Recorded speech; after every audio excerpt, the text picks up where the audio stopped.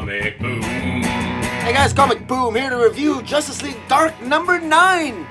Guys, James Tynion the Fourth continues to weave a tale that at least captivates my interest, and I know he captivates a lot of other people's interest because this is a lot of fun. This is at least as fun as the Justice League, in my opinion. I'm really enjoying it. A lot's happening here. In particular, the Lords of Chaos have taken center stage now here in issue 9. Picking up from last issue, Bobo, the detective chimp, utilizing Nightmaster's sword. He is the new Nightmaster after all. He sort of transported and rescued all the people of the Oblivion Bar. He sort of transported them into the magical land of Mira, where they ran smack dab into the Lords of Chaos, or pardon me, the Lords of Order. And the Lords of Order here, basically, they are with Dr. Fate now. Dr. Fate, Kent Nelson, who has the helmet of Nabu. Nabu has been corrupted, or at least Nabu has corrupted Kent Nelson, and so the Dr. Fate here, he's kind of a bad guy now, and he's working with the Lords of Order. They don't seem to be too concerned with the other kind. They're sort of downplaying the importance of the other kind. So even though the other kind are these dark magical forces that were released when the Source Wall broke down, the Lords of Order, they want to take over magic. They want to destroy magic. They kind of want to be the lone players on the magical playing field, so to speak. And they don't seem too concerned about the other kind, although they bloody well should be, you would think. I mean, Hecate was, of course, ultimately defeated by the Justice League Dark. And Hecate didn't seem too concerned about the other kind, although ultimately it was the other kind, that aspects of the other kind that essentially helped defeat Hecate. Wonder Woman and Zatanna actually visit Cersei here, and they basically try to get more information from Cersei, because Cersei, they're hoping to release the ultimate Lord of Chaos, Mordru himself, because they're hoping that Mordru can help them defeat the Lords of Order and ultimately also help them defeat the other kind. So while Wonder Woman and Zatanna are off trying to recruit and get more information from Cersei, we got Bobo the detective chimp along with John Constantine, Swamp Thing, and the rest of the Justice League Dark, and along with Man-Bat. They're now in Mira, and they meet up with the Blue Devil, who once again rightly figures out that probably Bobo screwed up again. And the chimpanzee drinks. Remember that?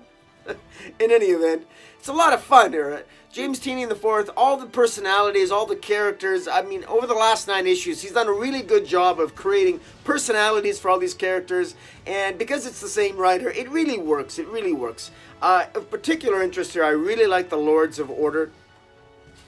And I like the fact that, as Dr. Fate mentions, or through basically Nabu, whereas Dr. Fate has the helmet of Nabu, they basically have other aspects that give them power in different objects. There's the gauntlets of Mirath, the cloak of Sira, the breastplate of Hoku, and the boots of Delphi.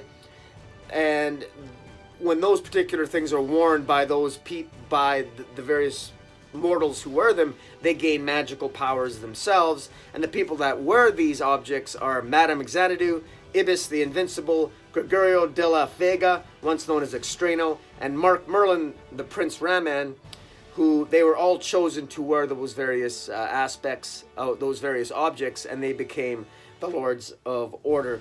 Sister Symmetry, Brother Pattern, and 2 others which I'll show up on the screen here, but aren't readily apparent as I'm paging through this. But guys, this is a lot of fun.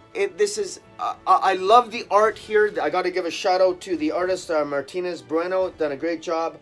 Yeah, the creators, James Tynion the Fourth, as I mentioned, is the writer. Alvaro Martinez Bueno and Miguel Medunca is the penciler. Raul Fernandez and Medunca the inkers. Brad Anderson is the colorist. Rob Lay is the letterer. And yeah, great stuff, guys. Great efforts in this issue. I like the fact that we get a little bit of background on Dr. Fate. It talks about Kent Nelson, and we get also Khalid, who is the newer Dr. Fate. It says it focuses on their relationships early on how the fate of the helmet of Nabu Nabu became corrupted. Kent Nelson and Nabu always sort of meditated and discussed things together, and they worked together as Dr. Fate because they basically, in a sense, sort of shared consciousness, so to speak, within when they wore the helmet of Nabu. But Naboo was seemed to be taken over by darker forces. Perhaps that was reinforced, or that was strengthened. That corrupt influence was strengthened once the Sourcewell broke down, and perhaps that's even from an other kind of influence, so to speak. And yeah, it's really good. I love the art here again on showing all the Lords of Order, and really good stuff. I like the cover. The cover is particularly good, and I love it. The dialogue here is really good. James Tynion IV he's gotten much better, sort of tightening up the dialogue. I find that there's less exposition. The dialogue encapsulates the personalities of the character even better than it did in the earlier issues, which is really good.